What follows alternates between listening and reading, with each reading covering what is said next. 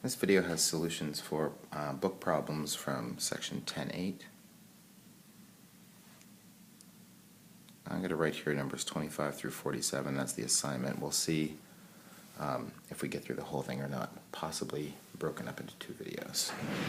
But that'll be in the title. So you'll know already, I guess.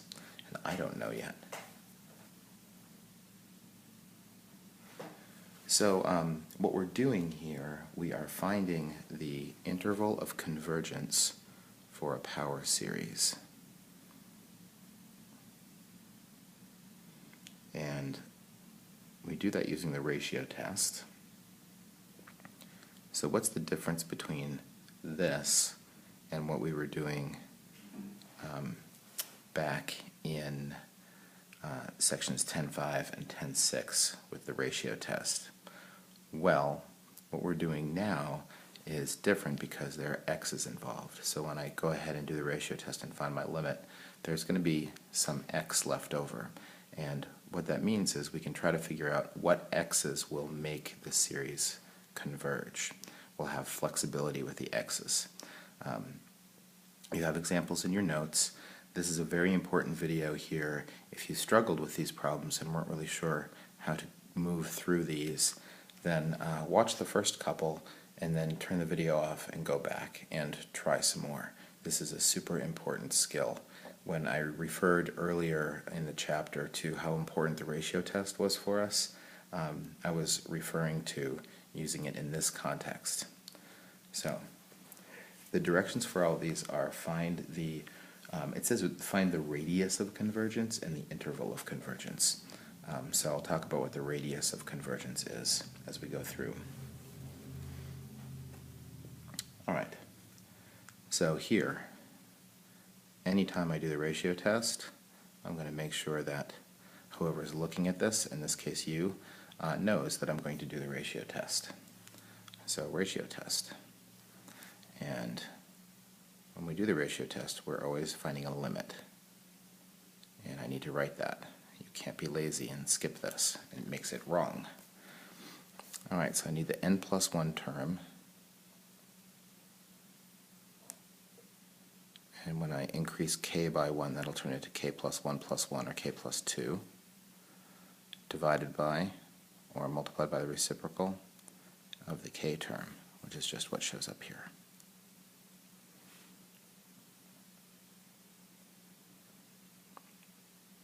So we do our canceling, and you can see that I have one extra x on top, and then I have k plus 1 over k plus 2. Now, this x, notice this is the limit as k approaches infinity. That doesn't affect this x, so I'm going to move that to the outside of the limit. And then I have the limit as k approaches infinity, k plus 1 over k plus 2. That's highest power, top and bottom. So that's 1. Okay, so now what do we do with that? Well, I know that the ratio test tells me that I have convergence if this ratio is in between -1 and 1, right? I need it to behave like a geometric series. So that means that I need to take the interval -1 to 1, and that's always going to be the same every time, -1 to 1, and put this, whatever I get as a result here in between. So that's my interval of convergence, but the thing that, the little extra bit that we have to do here is I have to check these endpoints, because I don't know if it's going to converge at them or not. These might be equal signs here, and they might not, and I don't know yet whether they are. And remember, the reason that we don't know is when the ratio is actually equal to 1, that's inconclusive. The ratio test is inconclusive. So we're hoping that if we actually plug in 1 and -1 back into the original series, that we can determine whether it converges or not. So I'm going to write here, this is my way of writing this out, and it will be your way of writing it out. So check x equals 1. Check that first. When x equals 1, this series, I'm plugging 1 into this right here. Then I have the series 1 to the k over k plus 1 from k equals 0 to infinity. So that's plugging in the x there, and then I'm just going to write out some terms. When I plug in 0, of course 1 to the k, that's always just going to be 1, no sign flipping there. And so I plug in 1 and I get 1, and then plus 1/2, plus 1/3. I've seen enough. That's the harmonic series that diverges.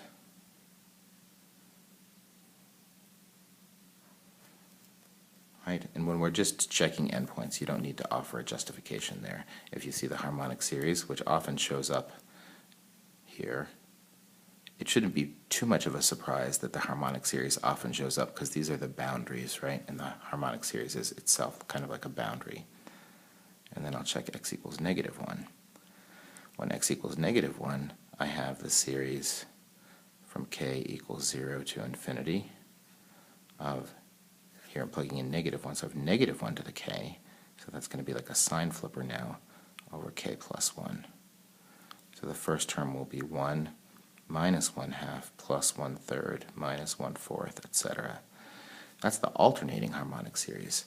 Well, the terms are going to 0 and it's alternating, so that converges. And this is not uncommon, this result. So at x equals 1 it diverges, so that should be left alone. But at x equals -1 it converges, so I need an equal sign there. That is the interval of convergence. Now, what is the radius of convergence? That just means, if you think of this, I mean, it's just an interval on a number line, but if you think, where's the middle of it? The middle of it would be 0, and it goes up 1, down 1, up 1, down 1 from 0. So the radius of convergence is 1. Right? That's, if you split the difference, you can just take the, like, how far is it from here to here, divide by 2, however you want to think about that. It's from the middle of the interval to the edges. So the radius is 1. Okay. I took kind of a long time to do that one and explain things, so I'm going to try to move a little bit faster here. And we'll see how we do. So now I'm finding the interval and radius of convergence for the series k equals 0 to infinity, -1 to the k times x to the k over k factorial. All right. So ratio test. Looking for the limit as k approaches infinity, the k plus 1 term. And when I do the ratio test on these things, I'm not interested in the sign flipper. I'm finding the ratio of the absolute value of the terms. So for the purpose of the ratio test, I will always discard the sign flipper. So that's x to the k plus 1 over k plus 1 factorial divided by the k term, same as multiplying by the reciprocal. Now I have x to the k plus 1 over x to the k. I end up with 1 extra x on the top, and that really isn't affected by the limit, so I'm going to bring that to the outside. There's my extra x. And then on the inside I have k factorial over k plus 1 factorial.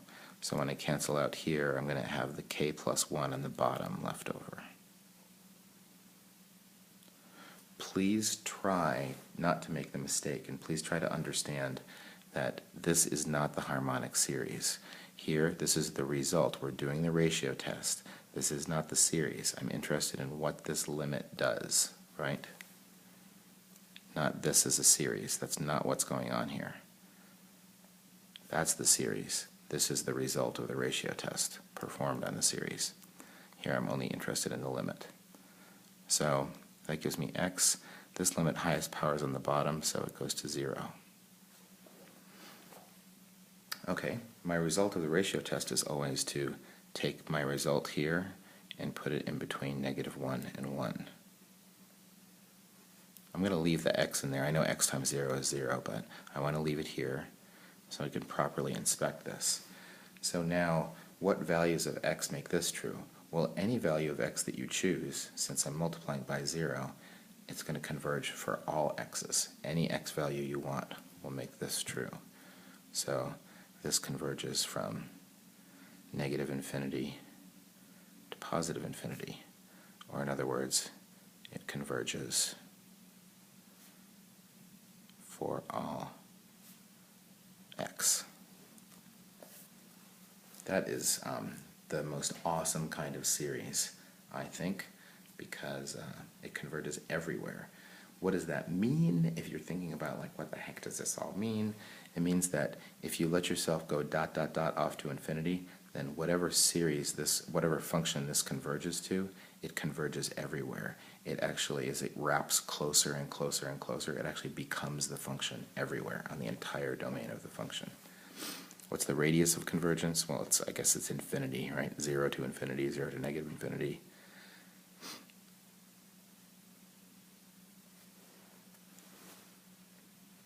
And as a follow-up to this one, I'm also going to this is extra. You weren't asked to do this, but I think it's good to kind of inspect here. Let's look at what this is. This is, I'm sort of anticipating knowledge that we want to build up about some common series here. Maybe we can tell what this is. So when I plug in 0, I get x to the k, x to the 0 over 0 factorial. That just gives me 1. When I plug in 1, I get negative x to the 1 over 1 factorial, and then positive x squared over 2 factorial minus x cubed over 3 factorial, and so on. And it might be getting a little bit ahead of ourselves, but maybe you could think about what series that is.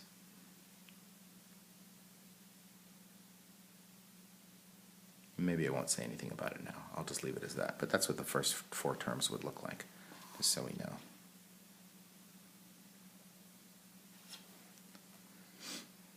Number 29. The sum from k equals 1, to infinity of 5 to the k over k squared times x to the k. And maybe I'll just do, for fun right now, I'll just write out the first few terms and just see what it looks like. So the first term would be 5 to the 1 over 1 squared times x to the 1. It doesn't have an alternator, so all the terms are positive. The second term would be 5 squared over 2 squared times x squared. The next term, the powers of 5 are ticking up by 1, and this will be 3 squared on the bottom now, times x cubed, and so on. So if we had to write out a few terms, that's what the first 3 would look like. Right? Just plugging in the different values for k. All right, let's do the ratio test, see what happens.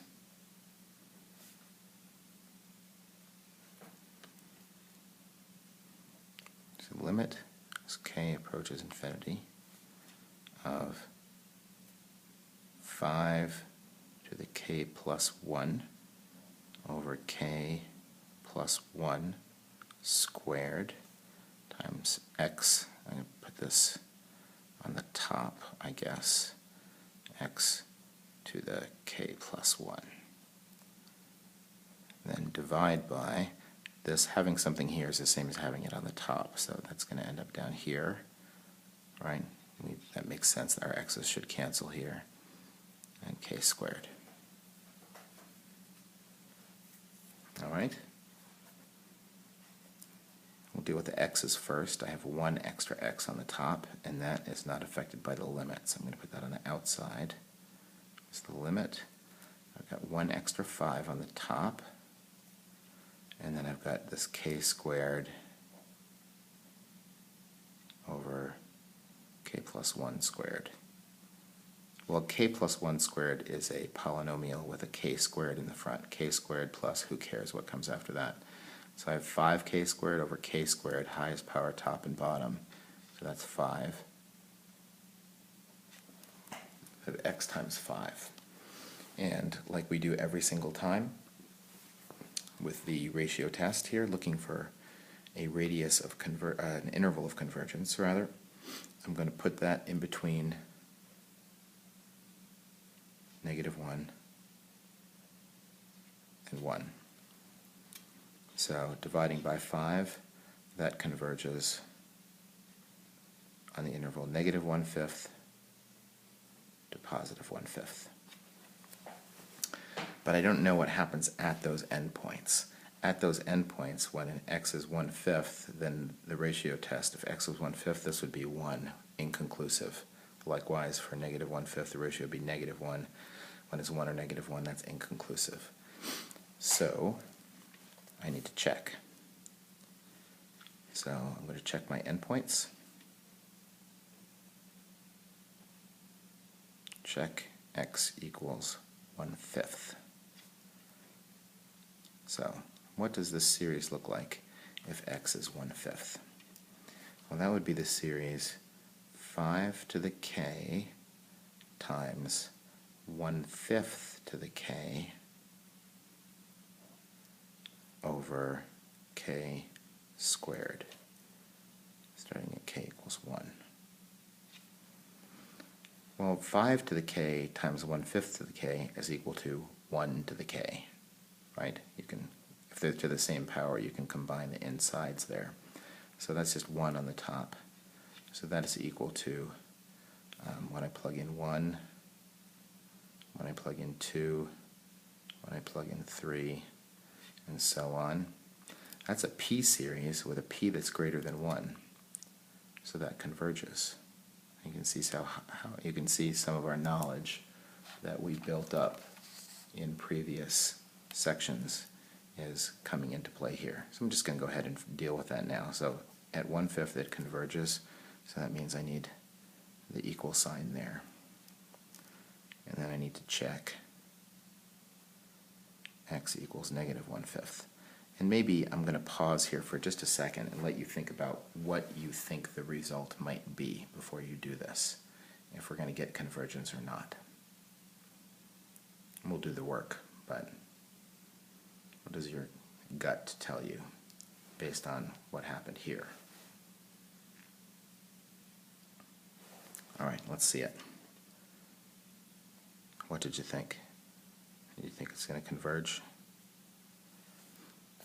When I plug in -1/5 here, I get 5 to the k times -1/5 to the k over k squared. And likewise, just like here, I can combine the insides because they're to the same power. I can here. 5 times -1/5 is -1 to the k. So that just turns that into a sign flipper. When I plug in 1, I get negative, and then all the terms are the same, it just alternates. Well, it already converged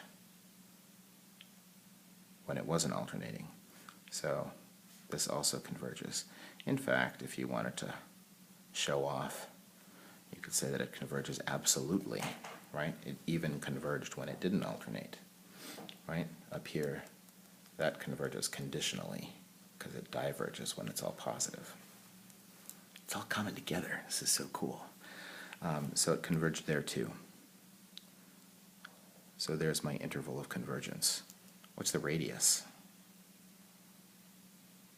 The radius of convergence is the middle of the interval, which is 0, to the edges. So that's out 1/5 each way. So the radius of convergence is 1/5. I think I can squeeze one more in here in the bottom of this page. Did you know that our school is running out of paper? You know, this would be a true statement. This is, never mind the year that I'm actually making this video. Around this time of year, this always happens. But they're claiming that they're just not going to buy anymore, so might be looking for paper donations. sometime soon. If you have a couple reams lying around, bring them on in. I mean, don't donate them to the school, donate them to me.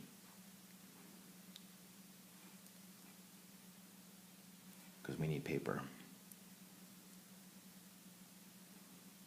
If you're thinking environmentally consciously about such a statement as that, I think that this is our indulgence here in the great effort, important effort for the world of teaching you guys calculus. That is our indulgence. I'm going to write out first couple of terms just for fun. So when I plug 1 in, I get 1 on the top, and then 1 times 2. No sign flipper, so plus. When I plug 2 in, I get, with an x there. It's x to the 1. Right? And then you get x squared now, and then plugging in 2 times 3. And then 3 times 4, and then 4 times 5, and so on. So there's a few terms of that series. Interesting series, no?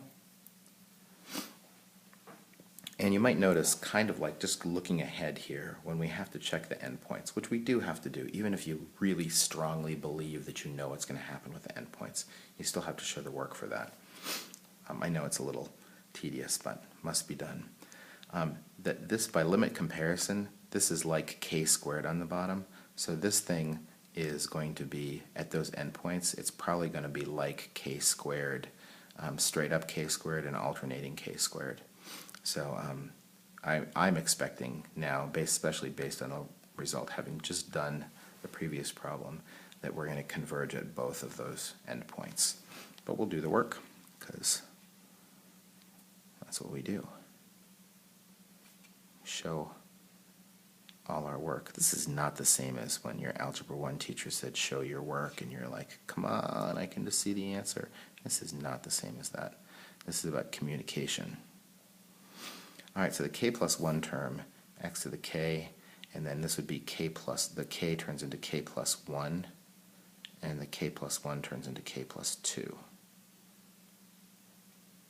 And then the k term upside down.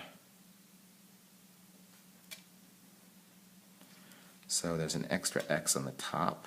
You see, that's a common thing that happens there. It doesn't always have to be quite like that, you know. Sometimes you could have in here x to the 2k or something. You can end up with an x squared out here, and different things that can happen. But often you get that x on the outside. Always going to get some kind of x's on the outside. And then I have k approaching infinity. On the top I have k times k plus 1, and on the bottom I have k plus 1 times k plus 2. If you're all excited about things like this and you want to FOIL that out, you can, but this is going to have a k squared term at the front, and this is going to have a k squared term at the front. K squared over k squared, highest power, coefficients are 1s, so that's x times 1. All right, so I need to sandwich that in between -1 and 1. So my interval is from -1 to 1. But I got to check my endpoints. And we talked about what we think is going to happen. Let's see if it does. So check x equals 1. When x equals 1, that turns this into the series when k equals 1 to infinity of when x equals 1, that's just a 1 on the top, 1 to the k. That's always going to be equal to 1, right? It's like a sign flipper that just didn't get its act together.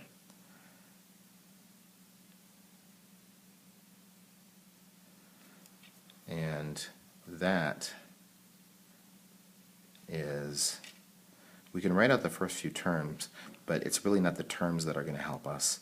It's the limit comparison that's going to help us. So this converges. And if you, I'm going to make a note here, you wouldn't have to say this, but this converges by limit comparison. By limit comparison, it's like a p-series with a p of 2, right? And then check x equals -1.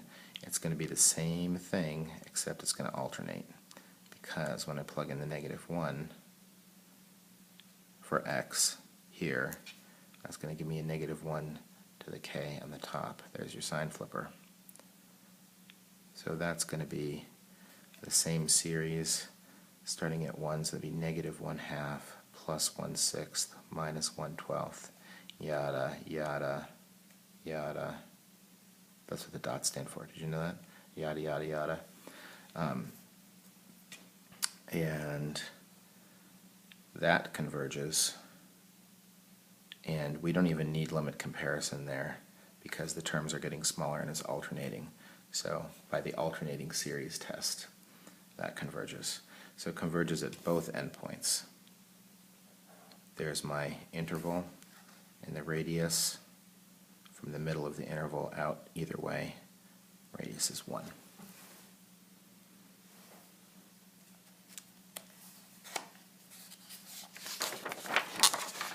And let's see, how many did we do there? We did 4. Maybe we'll do 2 more. I think that will be half of the assignment, right? That'd be finish on there. I finished on 31, so if I do 31, if I do 33 and 35, that will leave, no, that's not true. That'll leave 1, 2. That is true. That'll be 6 in each video, so that's what we're going to do. So 2 more, 33 and 35. Maybe we'll break this assignment up over a couple days because this is important. It'd be good to get 1 round under your belt and then try again. So I've got k equals 1 to infinity, -1 to the k minus 1 times x to the k over the square root of k. So thinking ahead here, that square root of k on the bottom, that's like a p-series with a p of 1/2. So that would converge if it was alternating, converge conditionally. But if it's not alternating, the p is 1/2, so it won't converge. So looking ahead, I'm expecting maybe one endpoint that does and one endpoint that doesn't.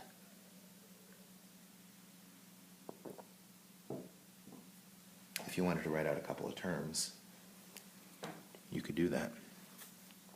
First one's going to be negative. 1 to the k is 1 over the square root of 1, and then plus, when I plug in 2 here, I get x squared over the square root of 2 minus x cubed over the square root of 3, and then after writing out a couple terms, it's usually pretty easy to see what's happening and just crank them out. That's what they look like. When I do the ratio test, I do not include the sign flipper in the ratio test, so I'm ignoring that for the purposes of the ratio test. So I have the ratio test as k approaches infinity of the k plus 1 term over the k term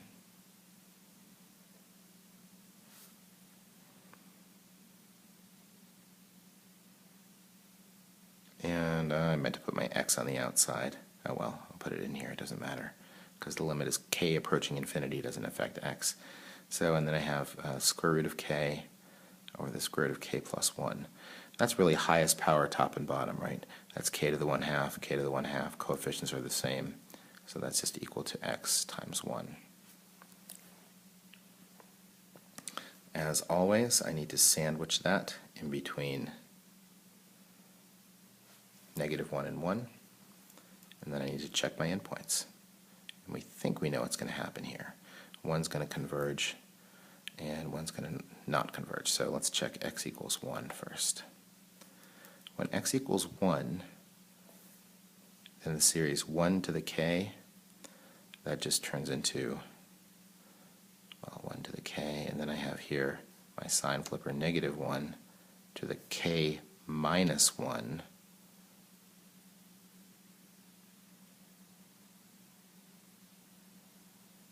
my goodness, that's messy, I'm sorry. That's negative 1 to the k minus 1 times 1 to the k. 1 to the k is just 1. And then on the bottom I have the square root of k. So there's a negative 1 to the k minus 1 and just a 1, so this is still going to flip. And we're starting at 1. Oh, and this is to the k minus 1, so I think, not that it affects any of our answers here, but I think I got the signs backwards here, because that was k minus 1, so the first one would have been positive. Maybe you caught that. Sorry about that. Glad I spotted it. Okay, so these are going to flip. We're starting at k equals 1, so the first one will be positive. I get 1 over the square root of 1, and then minus 1 over the square root of 2, plus 1 over the square root of 3. By the alternating series test, these are getting smaller and smaller towards 0, and they're alternating, so this converges. And that was for 1. So there, and I'm betting that it's not going to converge at this other one. Let's see what happens. Check x equals negative 1. When x equals negative 1, the series is going to be, I still have my negative 1 to the k minus 1, and then when I plug in negative 1 for x, get negative 1 to the k, or the square root of k. So we haven't seen this before. This deserves a little bit of thought, consideration. What's going to happen when you multiply negative 1 to the k minus 1 times negative 1? Well, if k is an odd number, then this is even and this is odd. So even would give me a 1, odd will give me a negative 1. If k is, what did I just do, even? If k is odd, then this will be even and this will be odd. So I'll still end up with a 1 times negative 1. So in other words, one of these is always going to be equal to negative 1 and the other one will be equal to 1, whichever way we go, right? One's always even, one's always odd. So they're always negative, all the terms. So that gives me negative 1 over the square root of 1 minus 1 over the square root of 2 minus 1 over the square root of 3. So this is not alternating. They're all negative. So how do we deal with that? Well, whatever the positive version of this does, the negative version does the same thing. It just converges to the negative version of that. And the positive version of this would diverge because it's a p series with a p of 1/2. So if you throw negative signs, it just diverges to negative infinity instead of positive infinity. It doesn't alternate. That's the key. So that diverges because it's p series with p greater than, with p less than 1. Sorry, cut off there. That's what I wrote down over there in the corner. So it converged at this endpoint, not at this one. So my interval of convergence is this, and the radius, whatever happens at the endpoints, it doesn't affect the radius. The radius is still 1. From 0 to 1, 0 to 1. Doesn't matter whether it's included or not. We still say that the radius is that distance.